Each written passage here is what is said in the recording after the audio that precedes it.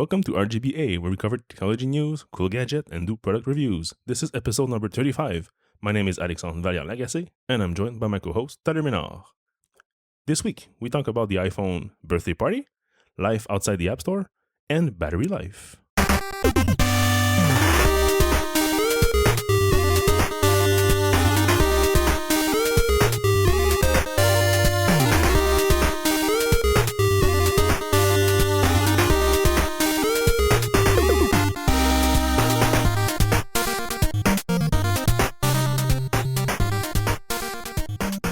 We're going to start by a little follow-up. It was this fall. Dash, an app for all software documentation. So not software documentation, SDK documentation. It was pulled from the App Store. Apple released a blog post, a press release, and the developer released a blog post. It was a big brouhaha about what's allowed, what's not allowed on the App Store, and not having your access to your account or something. I don't even remember. Anyways, the guy pulled his app was pulled from the App Store, and now he reports after 100 days out of the App Store. And basically, the too long did read of the article is, I make as much money as I did before, and it doesn't change anything for me. Or maybe even more. Right. Because looking at his graph, there's no y-axis, because we really love those kind of graphs. It's But you basically say that there is like about 50% for the Q1 of 2016, which is 50% direct sales and 50% App Store. Q2, the App Store got a little bit bigger than the direct sales, and Q3 is about 50-50. And Q4, since he was only in the App Store, I guess, for a couple of weeks or a couple of days, there's a very tiny little bit of orange on top of the big purple direct sales. And if you look at the top height of this graph, it's a bit higher than his best quarter, which was Q1. So possibly this year, Q1 will be even bigger because Q1 was his biggest over the last 3 quarters. So yeah, basically he makes more money than he did before. The reason is probably that 30% cut, I'm guessing, that he doesn't have to pay. So that makes a big difference. But he has to use somebody to process his payments, so he's going to pay someone again. Sure, but it's never 30%. Right. Another thing that's a nice note is he's saying that because since he can't post to the App Store anymore, he can't put his iOS app up since there's no other way besides the App Store. And he said, anyways, it really never was a significant part of my revenue. So I think it's what we hear a lot from people in the App Store, that you don't really make money in the App Store. It's not sustainable. So he says it makes no difference. Especially in his case, because he's making an app for developers. Developers do their development on a Mac or PC device, not an iOS device. There is ways to get around to do some development on an iPad, let's say, but it's not the same experience as a multi-window PC computer. So that's why the iOS version was probably used by a couple people who prefer to have it quick on the go. Yeah, or just have a little iPad propped up next to their computer monitor and have this device just for the reference documents for the development language they're using, so that these are maybe like his 2% of his users or something like that. So that's why it doesn't matter that he's not on iOS anymore. So yeah, that's good for him. Also, why he has probably sold more units is probably because of all the publicity he did. Right. Because as they say in the US, be it good or bad publicity, it's always publicity anyways. So you've been talked about your app a lot and all the kerfuffle between you and Phil Schiller. So that's why he probably sold more review. Lots of people probably were not aware of that app, and now they just knew about it and they purchased it in support of the developer, or just because the product is good outright. So that helped. Another thing that was quite talked about in the past few weeks, we did not cover the initial report, but short story, Consumer Report did a MacBook Pro battery test, computer test, and the conclusion of their testing was that they could not recommend the MacBook Pro. The reason being that the battery is not reliable, meaning that they got between 2.5 hours and 19 hours of battery life on the 3 computers that they purchased from an Apple store. Yeah, so it was all over the map. Yeah, as things goes with these Consumer Reports and other similar organizations in the world, they don't get units provided by manufacturers because they want to make sure that they get exactly what the consumer will get when going in a store. So they're not hand-picked, cherry-picked device. They're just like regular device that anybody can purchase. So they did their battery test, which consists of an Apple script running constantly, loading web pages and starting again and again for that, and probably piping all the time in a text file, which is how I did my battery test in the past years. Basically, same thing I did. I only had like 3 websites, but I don't know how many they have. But basically, the thing that happened, according to Apple, was that they were using the developer tools, which is a feature of Safari and Chrome, which is what the web developers use for debugging CSS and JavaScript and everything. And they had that little checkbox. There's an option in there that says whenever you have this developer tools propped up, don't use any caching. So that's very helpful for developers because whenever you do changes to your code files, if they are in cache and you simply do refresh, you might not get the latest version. So using this little checkbox is a lifesaver for the developer, but it also impacts the performance because it always re-downloads every assets from the internet as if you never went to that website. So, okay, that can make an impact on the battery life. But the real problem there was not that they were using this developer mode.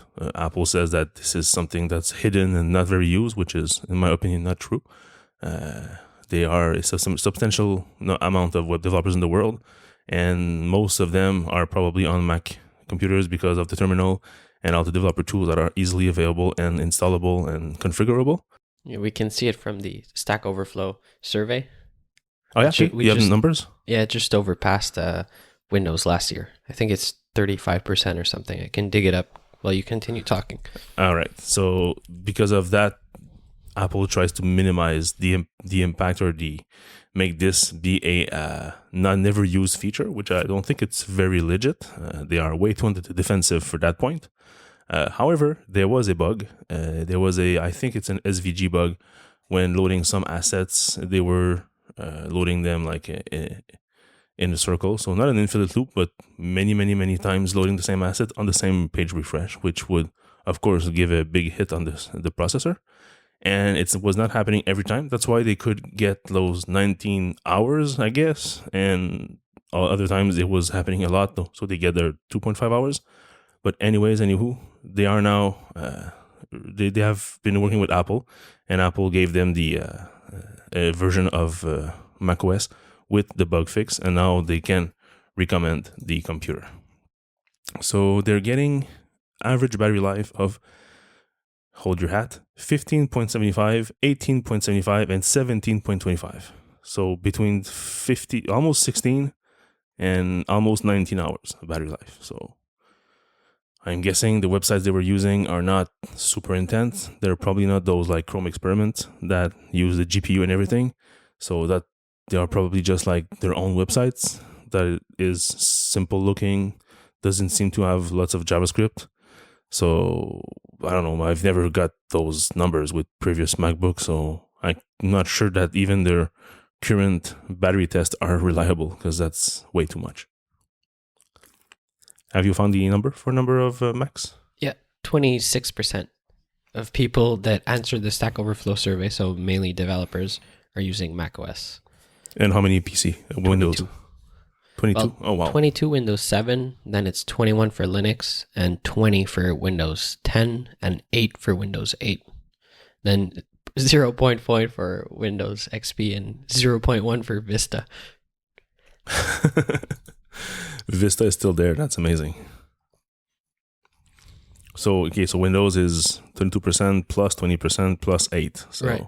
That's 40, 50% for Windows and 26. So there's about 2 Windows developers for 1 Mac developers. Yep. But they're not necessarily all web developers. But let's keep doesn't mean the they average. Use Safari either. Yeah, also, but it's the same kind of tool that is on Chrome, right. and it's probably also have the same impact on battery life. Right. But basically, it's not nobody. It's 1/3 of the users, so it's not an insignificant amount. So that's why this should not be minimized. And also, side note, everybody should go fill out the Stack Overflow survey for 2017. Yeah, we'll put a link in the show notes. This is very, very useful to see trends also, and they do an amazing job of analyzing the results and forecasting what's going to happen, what's the trend, what was like the trend in the past and is not anymore. So it's pretty interesting. So for my very own battery test that I did in the past, I don't have my reviews on hand, but basically it was always aligned with the Apple numbers, give or take maybe an extra hour, since I was only loading web pages and not clearing the cache and not doing stuff like that. So I'm very surprised about these 16 and 19 hours. This to me means that their test is either not strong enough, or it's not reliable enough, or they don't use like intense web pages. Of course, if you load like a very simple website with no assets, or maybe lazy loading assets that they only load when you scroll the page and they don't do the scroll, so then of course you can get 15-16 hours because you're just loading like a super small web page and super fast to render, so it doesn't do any impact. Also, they did not mention exactly what's their percentage of brightness, because that's also a big power hungry feature. So I was always doing 75% of the brightness on my battery benchmarks. The reason being that that's what usually people are doing. Like Ars Technica, they were doing the same thing. So that's one thing I did. And also I always had Wi-Fi, Bluetooth turned on. And I also have at least one Bluetooth device paired. So like be it a mouse or a keyboard or whatever. Yeah. So if I can get my hands on a new MacBook, I'll try to rerun my old test and see how it behaves. So this week marked the 10th anniversary of the official original iPhone keynote. So I think so this wasn't the actual release of the phone. It was only the unveiling. It was in January. So the phone was released in June, if I'm not mistaken. So I think this year will be a bunch of anniversaries for the iPhone. And basically around the internet, everybody was going around. The video was popping back up in my feed everywhere, so I watched it again. And there was a bunch of people coming out of the woodwork saying, I worked for Apple at the release of the iPhone, and this happened. This is how this happened. So that's pretty interesting. We saw also 2 old prototypes, but I think we talked about those last week. Yeah, the Acorn OS. That was the iPod interface sticked on an iPhone. So it was the, what's his name? Tony Fidel's version of the iPhone, and then Scott Fursal's eventually. And Tony Fidel gave a few interviews also this week. Right, saying that it wasn't a competition and everything, and it was really a team effort and everything like that.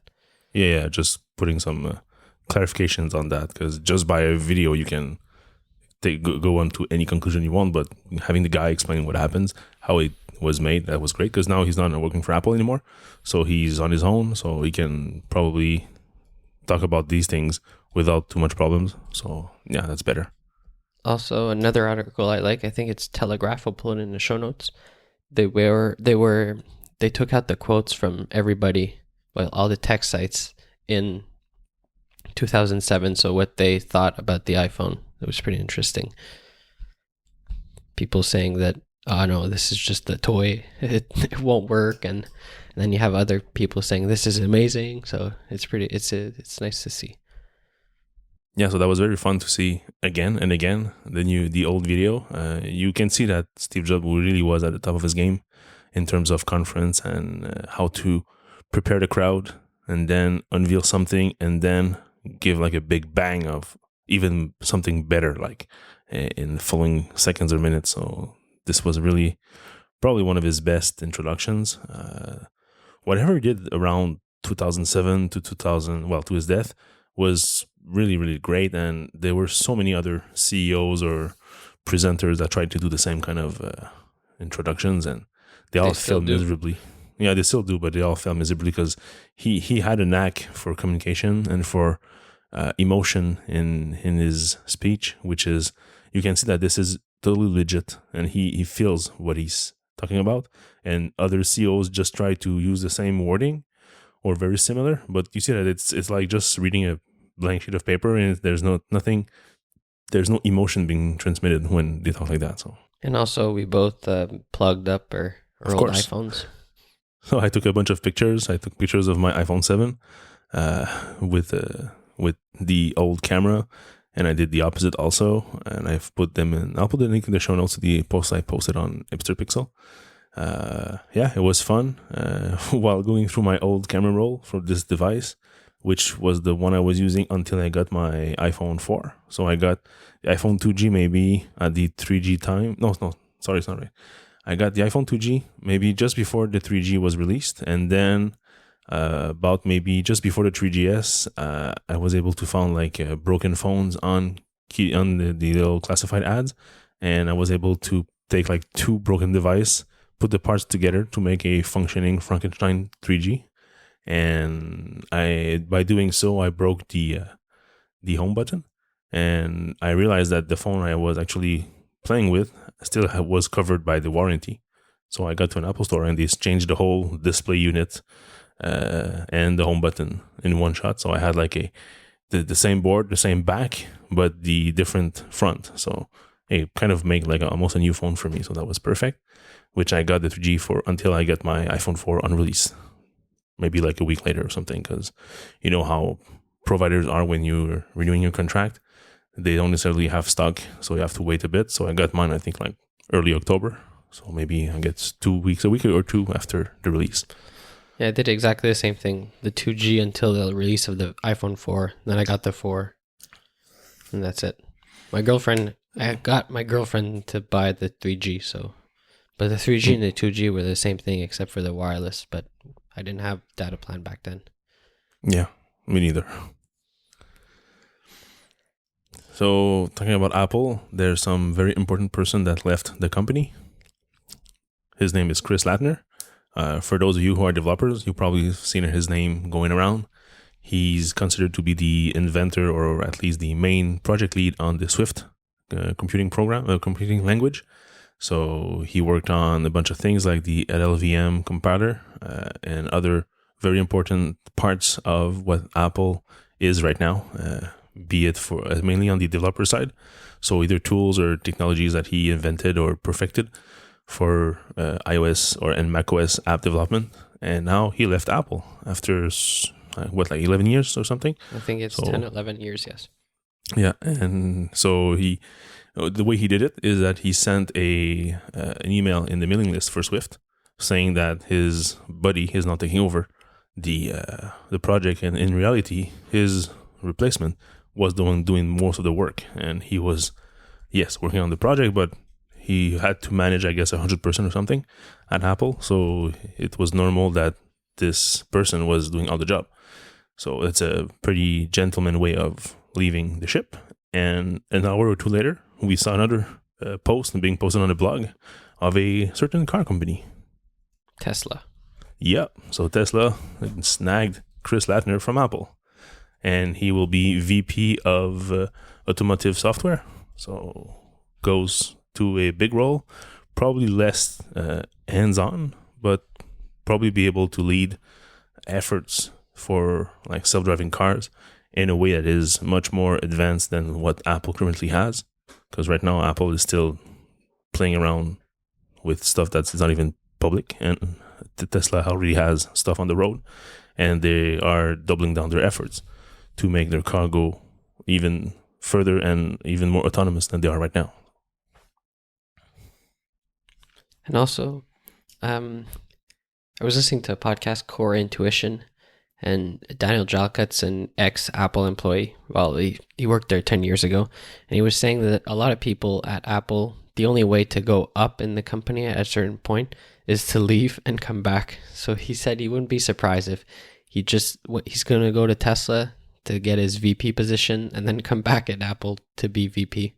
So I don't know about that. I never heard about that, but it was pretty interesting, I found. Yeah, me neither. And how do you feel when you do that? Like, I guess it always depends on how you left the company, but just coming back with your tail between your leg, or is it that they're trying to repoach you after that? Because that maybe is a way that HR works. I don't know. They were not able to give you what you wanted, or so you just left and then they come back like 3 months later, say, hey, you know what? It's a coincidence, but we now have the position you wanted to have. Would you come back? I guess because Steve Jobs pulled it off, everybody wants to pull it off or something. Yeah, but I don't think we'll get It's another. not the same context. No, not really. Right. Not the same person either. So Also, no, that's it. There was a little tool released this week, which is called PodSearch, which is made by _David Smith, which is the developer of many health-related apps on the App Store, namely the ++ series. He wrote a little indexing and speech-to-text translation tool and loaded 6 podcasts in it. So basically, he took the Incomparable, Accidental Tech Podcast, Talk Show, Neutral, Cortex, and Hello Internet. All of them are alive except Neutral. And he basically ran he doesn't go into details, I guess. Is it the Google speech-to-text or Amazon? It's not specified. Yeah, it's not specified. So he basically used some kind of tool to go from the MP3 down to a text. And the results is pretty awful in terms of accuracy. But you can get the gist of it. And oftentimes, if you're looking for a certain word, you might be able to find it. And the way he did it is that once you do a search for a certain word, let's say I search for some random word like iPhone on ATP, and I do submit, it's going to look over the 204 episodes. And it's going to highlight the sentence where the word is and give you other few words before and after, which is kind of like what Google does, but in a more compact way because there's much more results. For example, the iPhone keyword had 1,800 results. And he did that. I don't know exactly the details of the tools because that's what I'm looking into, because that's very interesting the way he did it. And then, like you said on Twitter, you want the same thing for show notes. So I would be interesting to see maybe if we can take his code if he wants to open source it and put it like to a new level and go even further. But yeah, it's a pretty nice tool. Of course, the main culprit of that is not the search. The search is very fast and seems to be quite accurate. The problem I have is the speech to text. So I've been dabbling with that myself in the past few months, and it's getting better, but it's far from being perfect. You see all the enhancements that Google added to Translate in the last few months or years were AI based, and I think now that speech to text needs to have its own AI little sprinkle on top. And the only one that I've seen that are doing that right now is IBM with their Watson program. They do have an API for that, but it's only 1,000 minutes. And then after that, you have to pay a substantial amount of money per minute. I guess like 50 cents per minute. So it makes no sense to take 200 episodes of 2 hours plus podcast. So that's 4,000 hours and transfer that into... 400 hours and transfer that into minutes and then pay for that. But maybe eventually somebody else will come up with a solution. Or maybe we can crowdsource that, and let's say we split the work and then we put all the resulting file in one single open source bucket. That could be a way to do it also. So, and also just indexing the show notes would be a lot easier and a lot more precise when you search, because it's actual words that exist sometimes, or sentences that exist, because sometimes the text-to-speech makes sentences and it switches words and it makes absolutely no sense. So you have to think, You have to search as a machine. You have to think as a machine sometimes when you're searching for a certain word, and it gets weird, but the actually text parsing is pretty easy right now. Yeah, the only problem with show notes is that they're not everything in the show notes, because you can, and you know that we can put everything in the show note and we'll get like 55 links. And usually how I do it and how other people do it is that we use the title of the webpage of the link. So oftentimes people are aware of SEO and they do tend to use good like titles, but sometimes they're not, and that can show. So ideally we would get the original text from everything. I know that _ does it for his Under the Radar podcast, but it's probably text to speech, and then he goes over it and corrects the sentences. So that's an awful lot of work. But yeah, eventually we'll find something that can be used for that purpose. Because right now you really can't search podcasts. So, and it makes it harder to share and harder to reference old content. So this would be nice. Yeah, of course it would be nice, but it's always like a pricing game that every month, every year, whatever the price of those services go down, but there is so much information to process, so many episodes, because he only took 6 shows. But let's say you want to open that to everyone, and you suddenly have people submitting links to podcasts they like. You can quickly get like into the hundreds of podcasts, and that's going to be in the thousands of hours, and it's going to cost you thousands of dollars per month to convert. Of course, you don't reconvert every month. You do it only once, and that's it. But still, it's an incredible amount of data to process. And also index. Well, indexing is easier now because there's a bunch of open tools technologies that you can use to do that. I have looked into some of those, like Sphinx is a great one, Solar, which is very known, but like a bit harder to configure and set up. But Sphinx is actually pretty easy, and then the crawling itself is very easy. You can build like a crawler in Golang very simply, and I think Marco did it for his what's it called, the Overcast. Yeah, for the artwork, so, or the RSS feed, I guess, or whatever. So that's something that's quite easy to do nowadays. So that's not the problem there. It's mostly the speech to text, which is still the next level that we need to reach to be able to do the whole work properly and completely. And then you stayed up very, very late on Thursday night, I think, way past your bedtime because you're a little kid and you like Nintendo. Yeah, exactly. So Nintendo announced that they were going to do a keynote event on that day at 11 p.m. Eastern time, which is basically early morning in Japan. And it was hosted in Japan and all in Japanese with a voiceover by a translator that sometimes seemed to be reading a text, sometimes seemed to be translating like live. So, and at a few times the translator would hear what the person speaking said and then would giggle and then translate in English. So it was something interesting to watch. You always get these awkward moments and repetitiveness of Japanese humor. They kept on doing, and then we switched to that and clapped their fingers just because Switch is in the name of the console. So ha ha ha, super big humor.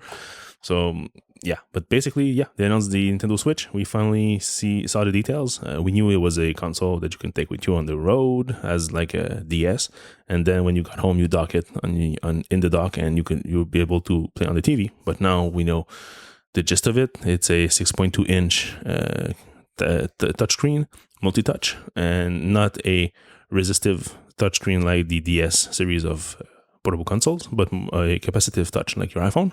So that's finally a good thing. I don't know if Nintendo will venture more in the mobile type of games now that they have their own tablet, if you want.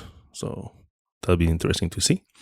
Basically, the console can do 2.5 to 6 hours of playtime when you're on the go, depending on the game. For example, Zelda will give you about 3 hours of gameplay. So it's pretty nice. The screen itself, people were complaining that it's only 720p.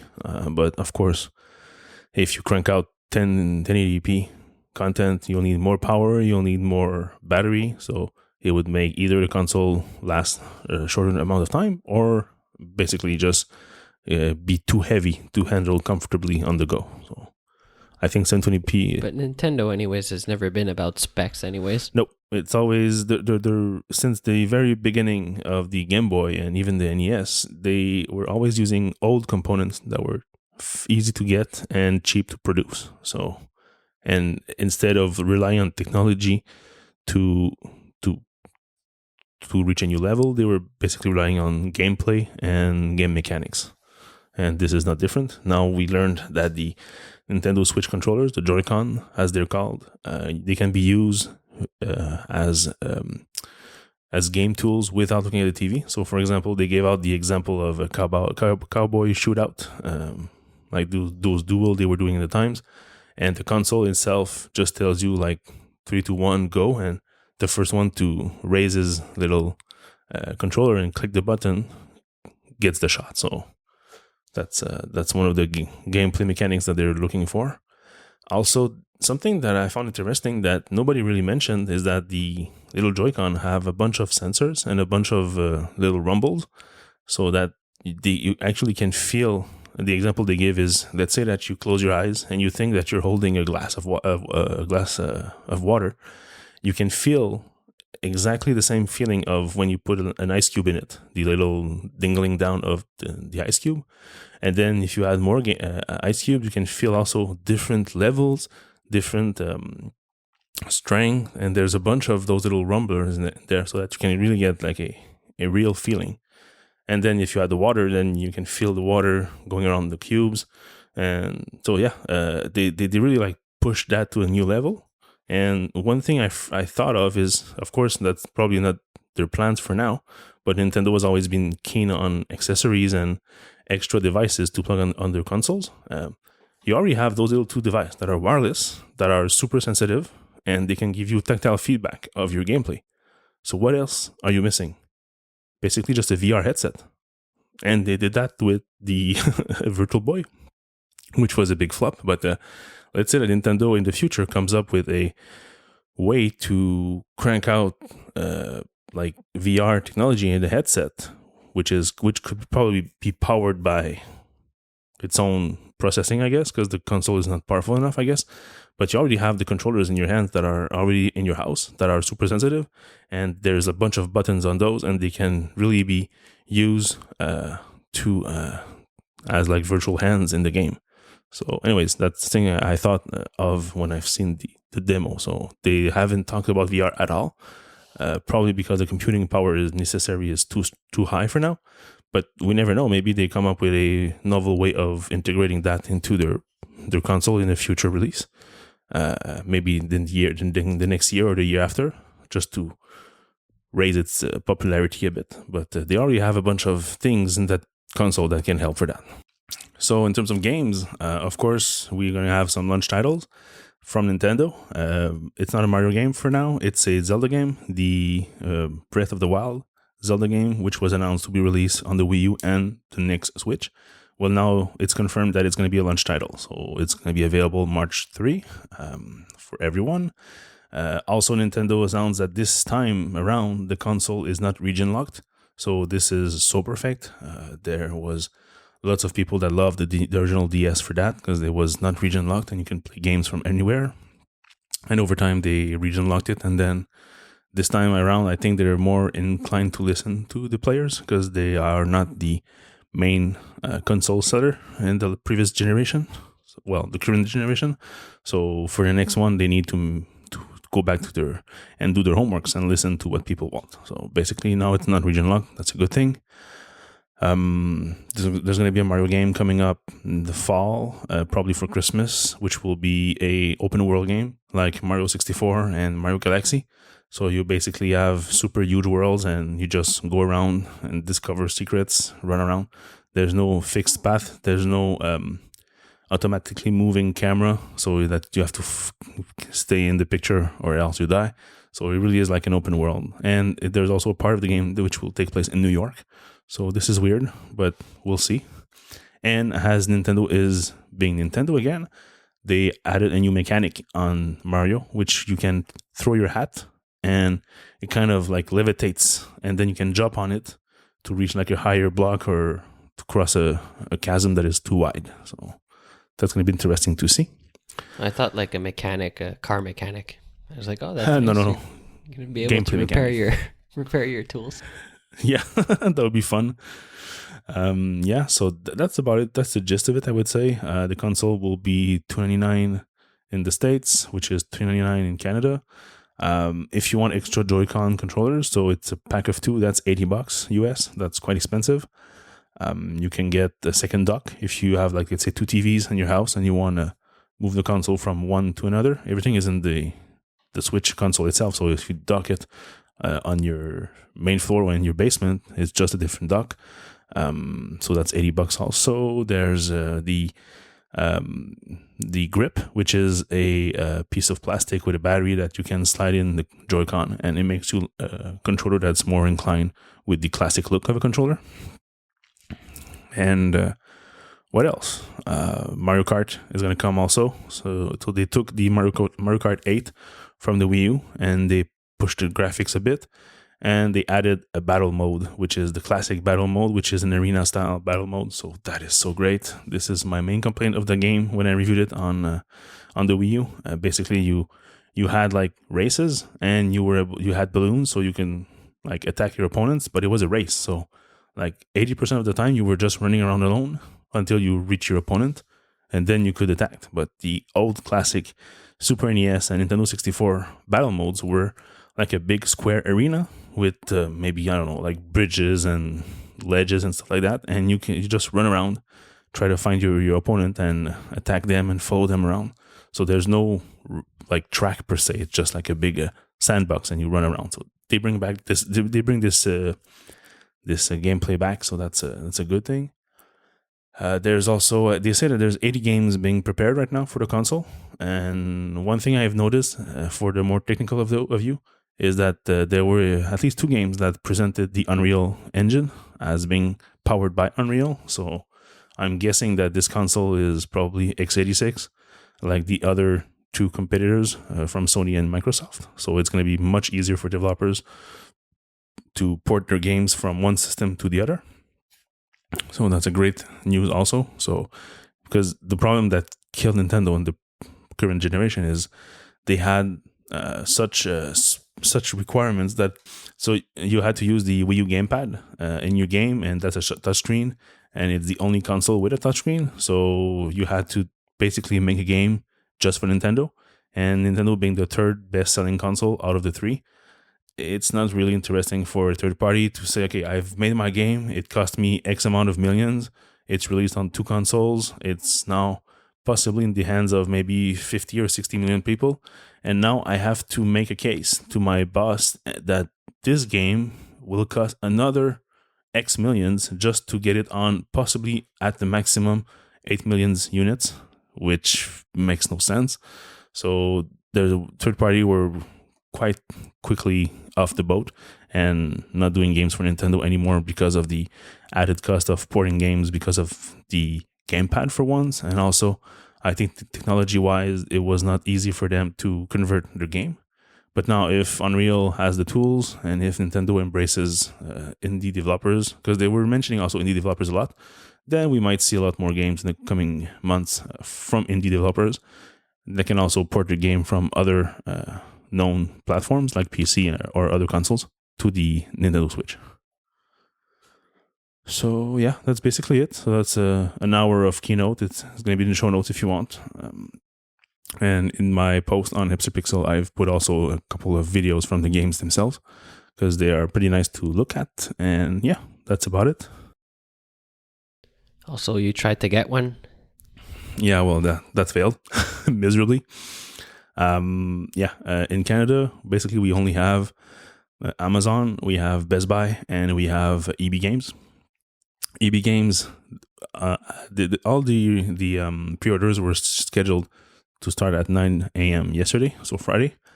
And EB Games website did not even had a chance to show the console. It was down because too many traffic. Best Buy, I think it lasted only 5 minutes, and I don't even know a single person who was able to reserve it from their system. Most of them, once you get to the payment page, they strongly advertise PayPal, I think. So you're being sent to PayPal, you would log in, approve, and then come back, and it would say that there was an error and you could not order the console. So knowing that these 2 guys usually have problems, I was aiming for Amazon. And one thing I did not realize is that Amazon now tries to push their Amazon Prime package. That's the Prime service for $80 per year. But they also reserve pre-orders for Amazon Prime customers before. And then sometime later, I guess they probably allowed for everyone. But the thing is that they were not advertising that before the 9 o'clock time.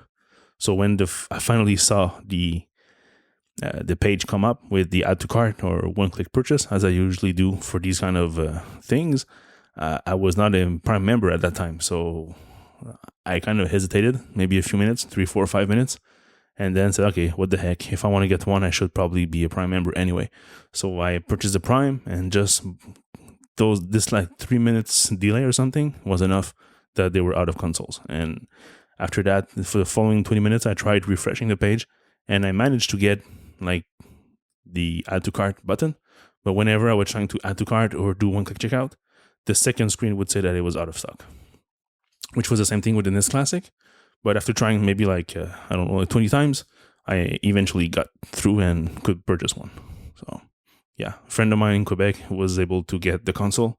And since being a Prime member, it also gives you like $16 of a rebate on games. He bought like Mario Kart, and Zelda. So he's pretty ready with his future console, but not me. I'm Poor so sad. you. You have the NES Classic, and you can show your kids how it works. Yeah, exactly. Talking about the NES Classic, like we said a bunch of times in the past, it was only a matter of time before this little thing get hacked, and it got hacked. So basically, some clever hackers understood how it works, and were able to dump the system, operating system, on their computer, and using some special tool, introduce new ROMs into the console, and then reflash the console with the updated internal system. So this way you can get 60 games instead of 30. There is a hard limit of 60, probably because Nintendo figured that they could probably release the console with 60 games, and eventually decided that 30 was enough. So maybe there will be an update future, or maybe hopefully not a new console, because that's going to be pretty bad just to get 2 NESs under your TV. But or maybe they're going to provide some USB thingy or some software to download from their website, so you can flash your console with new games if you purchase this other set of game. But anyways, that was that. There was also, in the Japanese version of the console, there was a message encoded in one of the files. Yeah, so basically the message says, quote, "This is the Hanafuda captain speaking, launching emulation in 3, 2, 1.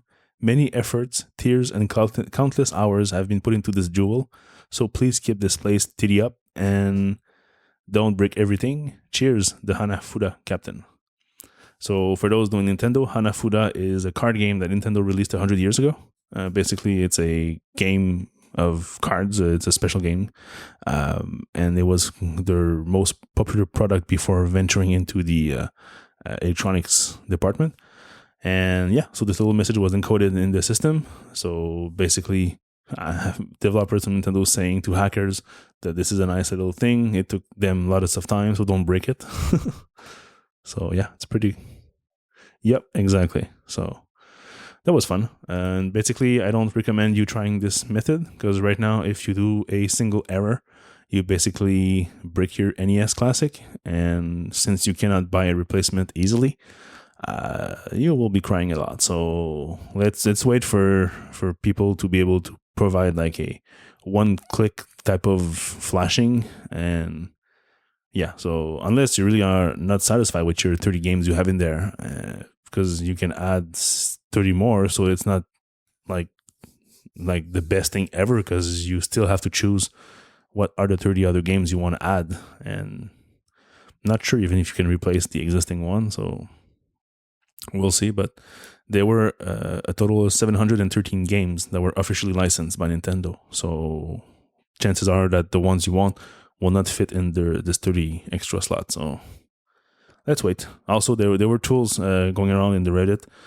about the NES Classics mod, the Reddit subreddit, that included the Trojans and viruses. So yeah, it's not, people are doing stuff to help you, but in reality, what they're trying to do is just hack your computer. So it's not even good. So let's hold on for that until something better comes up. I think that's it for Nintendo. Yeah, I think it's enough.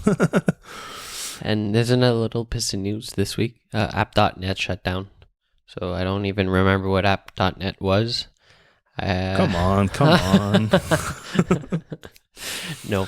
So it was like, it was trying to be Twitter, but not Twitter, and you could pay. And they announced a couple of years ago that it was not shutting down, but it wasn't getting new features or anything, but now it's actually shutting down. Yeah, app.net had I'm not sure I even understood fully the vision of that. I think but that's the problem. Yeah, it was a problem for regular user because it was something that was more aimed at developers so that they can they could use the app.net system services, and they'll even crank out tons of open source code for your applications and your web services, and that could interact and that could be used for various things, which were interesting, but not sure that a lot of people actually went that way and dwelled on that. And sadly, the way that the original message was put out was more like closer to we are Twitter clone and we're trying to do this but better, and that did not resonate well with the greater consumer market. Geeks tend to get it because the system was more open. You could have a bunch of developers doing third-party clients, and even app.net had a revenue share for that.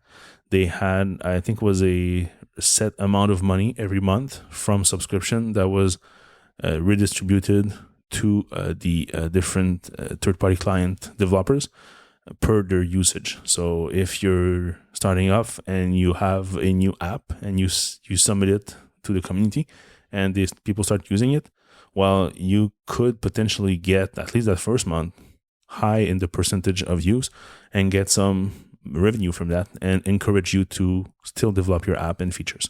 So there was a bunch of developers who were there every month and they were making, I would assume, a good amount of money from that, until eventually the usage dwindled. And after the first year, because you had to buy a subscription for that service, which was a yearly subscription, after the first year, people tend not to renew, and that chopped their revenues a lot. And then they tried to come back with ideas and new pricing structure and everything, and that helped a little bit, but eventually did not help as much. And they figured that they had two choices: either to shut down right now or let it run with nobody being on the active payroll and just pay for the service, the hosting and everything. So that's what they did. From when was that? When was what? When did it open? When did it was put on live support? I feel like it was 2 years ago. Yeah, 2 years ago, I think. Yeah. So 2 years ago, they basically did that, and they just left the site as it is. They did not put any update, so the main developer were out to work on other projects. And yeah, basically it was on live support, as they say. And now on March 14th, it will be closed forever. But you can still export your data, and the whole project will be open source, which is quite nice. So if one of you guys have an idea to do an app.net 2.0 with something else, you can probably have a good backend ready for you to at least start off and add features in the coming months or years. So yeah, this is sad because this was something alternative that was trying to do something different. There were no ads. It was like user powered, if you want. So yeah, and now we have Menton Reese, who's doing something different. Well, something similar, but different. Very quickly, it was on life support since 2014, May 6th, 2014. Okay, so it was almost 3 years that it will be on life support. So yeah. Yeah, so micro.blog, which is Menton Reese's hidden project that he was working on for the last couple of months. Years. Years? Oh, yeah, years. Okay. So yeah, he has a Kickstarter going right now.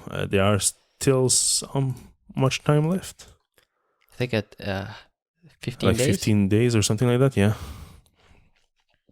Yeah, 70 days to go. It's already backed, so it will happen. Basically, you get a book on microblogging from him, and you'll get to reserve your username for the future platform.